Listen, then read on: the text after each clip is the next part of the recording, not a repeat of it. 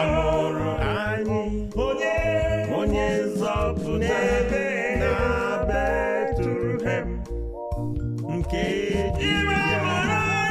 amụrụ anyị onye nzọpụta na Betlehem nke Judia. O wee nye ọkpara ya nke ọ mụrụ naanị ya ka onye ọbụla nke kwere na ya ghara ịla n'iyi. Onye ọbụla nke kwere na ya ga-enwe ndụ ebighị ebi. Oh yes.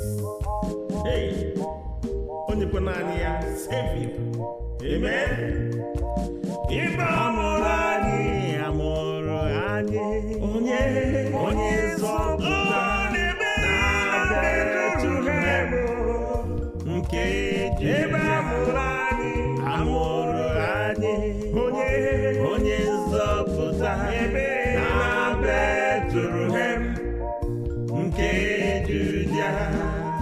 Amụrụ anyị onye nzọpụta na Betlehem nke Judia. Hallelujah.